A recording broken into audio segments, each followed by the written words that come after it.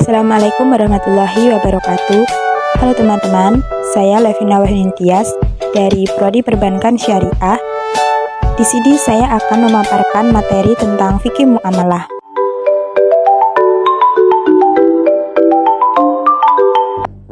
Materi yang dibahas yaitu yang pertama akad syirkah, yang kedua akad perwakilan atau wakalah, yang ketiga akad titipan atau wadiah, yang keempat akad gadai atau rahen, yang kelima akad pinjam-meminjam atau al-ariyah, dan yang keenam barang temuan atau luhatoh.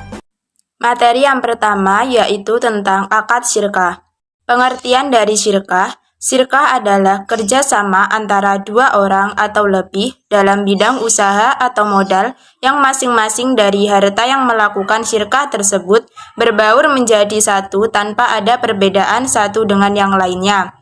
Yang keuntungan dan kerugiannya ditanggung bersama sesuai kesepakatan yang telah dilaksanakan.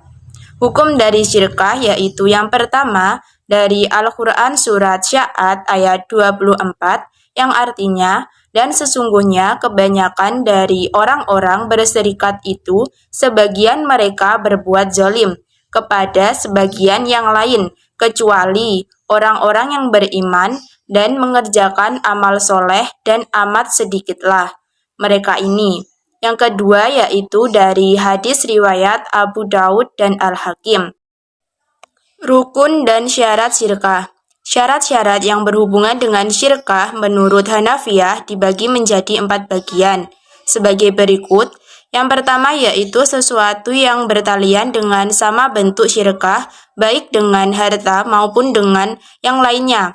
Terdapat 2 syarat, yaitu berkenaan dengan benda dan keuntungan. Yang kedua yaitu semua yang bertalian dengan syirkah mal terdapat 2 perkara, yaitu modal yang dijadikan objek akad syirkah dan modal ada ketika akad syirkah dilakukan.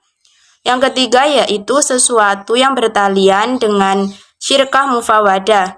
Disyaratkan modal harus sama, orang bersyirkah adalah ahli kafalah dan orang yang dijadikan objek akad melakukan syirkah umum. Dan yang keempat bertalian dengan syirkah i'nan sama dengan syarat syirkah mufawadah.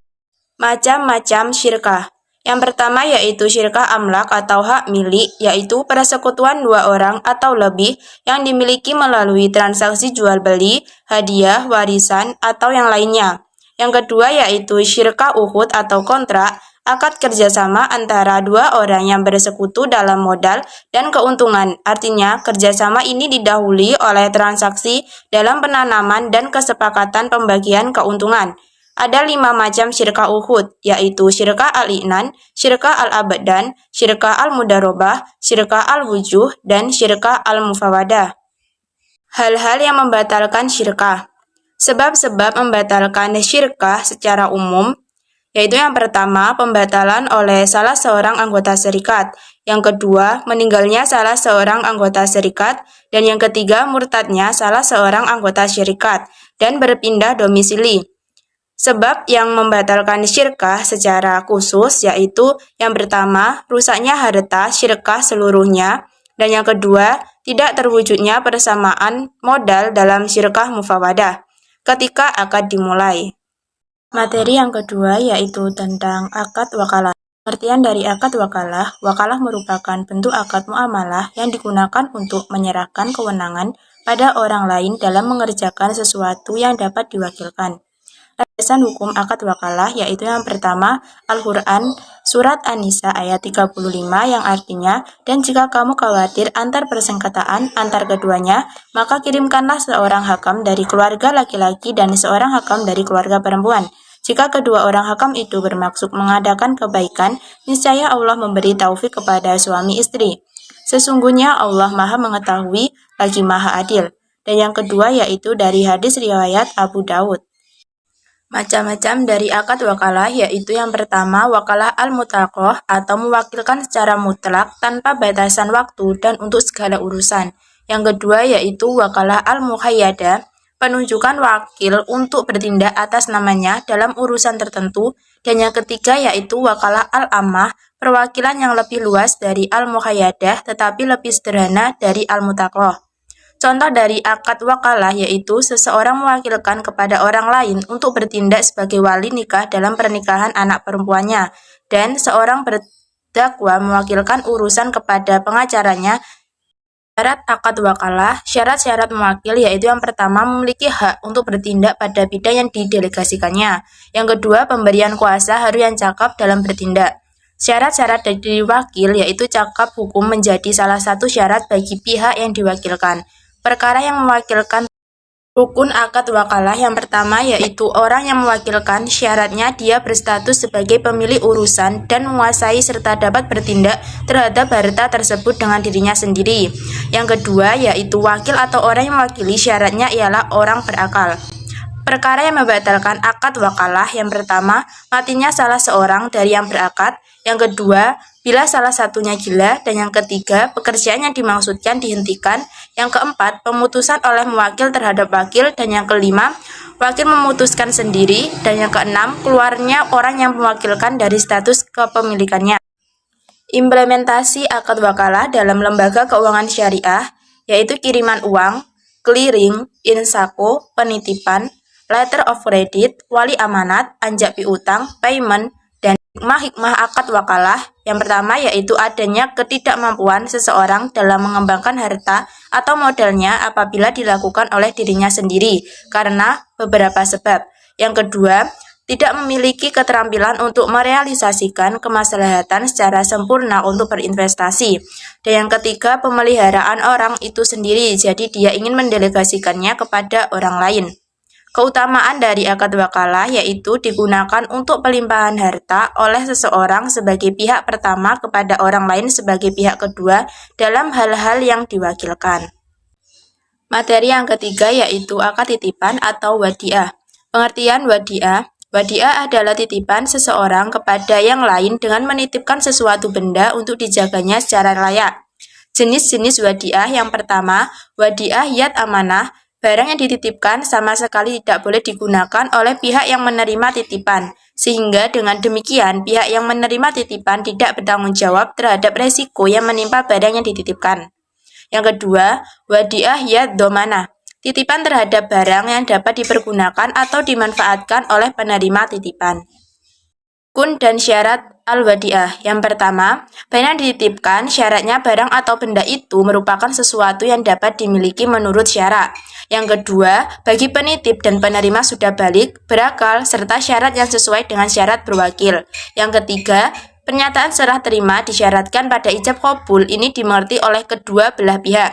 Landasan hukum wadiah yang pertama, Al-Quran Surat An-Nisa ayat 58, artinya, sungguh Allah menyuruhmu menyampaikan amanat kepada yang berhak menerima, dan apabila kamu menetapkan hukum di antara manusia, hendaknya kamu menetapkannya dengan adil. Sungguh Allah sebaik-baiknya yang memberi pengajaran kepadamu. Sungguh Allah maha mendengar, maha melihat. Yang kedua yaitu hadis Tabrani. Aplikasi wadiah dalam perbankan yang pertama yaitu wadiah yad amanah, harta benda, yaitu biasanya harta yang bergerak, seperti dokumen yaitu saham, obligasi, dan giro, dan barang berharga lainnya seperti surat tanah dan surat wasiat. Yang kedua yaitu wadiah yad domanah seperti giro dan tabungan. Materi keempat, akad gadai atau rahan. Pengertian akad gadai. Gadai atau rahan adalah menahan salah satu harta milik si peminjam atas pinjaman yang diterimanya atau sebuah akad utang piutang yang disertai jaminan. Sesuatu yang dijadikan sebagai jaminan disebut marhun, pihak yang menyerahkan jaminan disebut ruin, sedangkan pihak yang menerima jaminan disebut murtahin. Dasar hukum akad gadai yaitu Al-Quran Surat Al-Baqarah ayat 283 dan hadis Nabi Muhammad SAW yang diriwayatkan Bukhari dan Muslim. Syarat akad gadai yang pertama, syarat-syarat terbentuknya akad. Yang kedua, syarat keabsahan akad. Yang ketiga, syarat berlakunya akibat hukum akad. Dan yang keempat, syarat mengikatnya akad. Rukun akad gadai yang pertama pelaku akad, yang kedua objek akad, yang ketiga sigot atau ijab dan qabul. Menurut ahli-ahli hukum Islam kontemporer yaitu satu para pihak, dua pernyataan kehendak, ketiga objek akad dan tujuan akad. Syarat-syarat terbentuknya akad ada 8 yaitu yang pertama tamyiz, yang kedua berbilang pihak, yang ketiga persesuaian ijab dan qabul, yang keempat kesatuan majelis akad, dan yang kelima objek akad dapat diserahkan, keenam objek akad tertentu atau dapat dapat ditentukan. Yang ketujuh, objek akad dapat ditransaksikan. Kedelapan, tidak bertentangan dengan syarak. Pengambilan manfaat barang gadai yang pertama menurut ulama Hanafiyah yaitu membolehkannya. Sebab apabila orang yang berhutang tidak mampu melunasinya hutangnya, maka barulah boleh menjual barang itu untuk melunasi hutangnya. Yang kedua menurut ulama Hambali, Maliki, dan Syafi'i, tidak membolehkannya, sebab apabila barang jaminan itu dimanfaatkan oleh pemegang jaminan, maka hal tersebut termasuk dalam kategori riba yang dilarang syarak. Berakhirnya akad gadai yang pertama, barang telah diserahkan kembali kepada pemiliknya. Yang kedua, penggadai membayar hutangnya. Yang ketiga, dijual dengan perintah hakim atas perintah rahin. Dan yang terakhir, pembebasan hutang dengan cara apapun meski tidak ada persetujuan dari pihak rahin. Materi yang kelima yaitu akad pinjam-meminjam atau al-ariyah. Pengertian akad pinjam-meminjam atau al-ariyah. Akad pinjam-meminjam atau al-ariyah adalah sebuah hak untuk dapat memanfaatkan benda atau sesuatu secara cuma-cuma yang telah diterima dari orang lain tanpa adanya imbalan, dengan ketentuan bahwa sesuatu yang telah diterima tersebut harus tetap utuh ketika akan dikembalikan kepada pemiliknya. Landasan hukum yaitu Al-Quran Surat Al-Ma'idah ayat 2 dan Al-Quran Surat An-Nisa ayat 58 serta hadis Syahfan bin Umayyah dan hadis Anas bin Malik. Rukun akad pinjam-meminjam atau al-ariyah. Yang pertama yaitu orang yang meminjamkan, yang kedua orang yang meminjam, dan yang ketiga barang yang dipinjam, keempat yaitu syigot. Syarat akad pinjam-meminjam atau al-ariyah. Yang pertama, syarat orang yang meminjamkan balik, berakar, tidak mahjur alaihi sebab boros, dan orang yang meminjamkan haruslah pemilik atas manfaat yang akan dipinjamkan. Yang kedua, syarat orang yang meminjam. Orang yang meminjam harus jelas dan harus mempunyai hak tasyaruf atau mempunyai ahliyatul ada. Dan yang ketiga, syarat barang yang dipinjam, barang dapat diambil manfaatnya. Harus barang mubah dan barang yang diambil manfaatnya tetap dalam keadaan utuh. Dan yang keempat, syarat sigot, menggunakan lafal yang berisi pemberian izin untuk meminjam guna memanfaatkan barang. Perkara yang membatalkan akad pinjam-meminjam. Yang pertama, pemberi peminjam meminta agar barang pinjaman dikembalikan. Yang kedua, peminjam mengembalikan barang pinjaman. Yang ketiga, peminjam atau pemberi pinjaman tidak cukup hukum. Yang keempat, meninggalnya pinjaman atau pemberi pinjaman. Yang kelima, taflis, bangkrutnya pemberi pinjaman. Hikmah akad pinjam-meminjam atau al-ariyah, memupuk sifat saling percaya, persaudaraan, bentuk silaturahmi, memberikan manfaat atas barang yang dipinjam, rukun dan saling membantu. Materi keenam, barang temuan atau luhatoh. Pengertian luhatoh. Luhatoh adalah menemukan barang yang hilang dari pemiliknya, baik hilang karena lupa maupun jatuh di jalan. Landasan hukumnya, beritahukanlah bentuk dan jenisnya, kemudian umumkanlah selama setahun. Jika pemiliknya datang dengan bukti kepemilikan, maka serahkanlah. Namun jika tidak, maka terserah padamu, boleh diambil. Hadis riwayat Bukhari Muslim. Macam-macam lughatoh. Yang pertama, macam-macam barang temuan, yaitu benda tahan lama, benda tidak tahan lama, benda yang butuh perawatan, dan benda yang memerlukan perbelanjaan. Yang kedua, dilihat dari daya tahan, yaitu barang bersifat tetap atau tahan lama, bersifat tidak tetap atau tidak tahan lama, kategori hewan atau binatang ternak, dan hewan yang kuasa atas dirinya. Yang ketiga, sesuai perspektif hukum Islam, benda yang nilainya tetap, nilai tidak tetap, dan benda yang memerlukan nafkah. Yang keempat, dari segi ditemukannya, yaitu penemu berupa benda, berupa hewan, dan anak kecil. Yang kelima, yaitu dari jenisnya, barang budaya, barang cagar budaya, dan barang berharga tetapi tidak diketahui pemiliknya. Yang keenam, beberapa jenis seperti barang yang terlalu diminati manusia dan barang tercecer. Yang ketujuh, dari segi tetap atau tidaknya benda dalam hukum Islam, benda tak bergerak dan bergerak. Kedelapan, yaitu keberadaannya, keberadaan satuannya, dan keberadaan pemakaian. Yang kesembilan, segi penilaian syarak, yaitu harta mutakhawin atau telah dimiliki dan dibenarkan oleh syarak, dan harta ghair mutakhawin, yaitu yang belum atau tidak dimiliki atau tidak dibenarkan oleh syarak.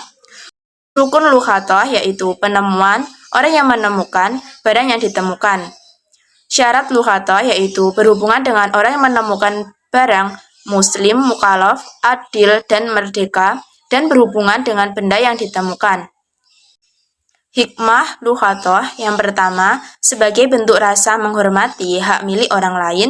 Yang kedua, sebagai pengaman dari barang yang tidak diketahui oleh pemiliknya. Yang ketiga, dapat mendidik untuk berperilaku jujur. Yang keempat, dapat menumbuhkan rasa solidaritas. Dan yang kelima, mendapatkan pahala.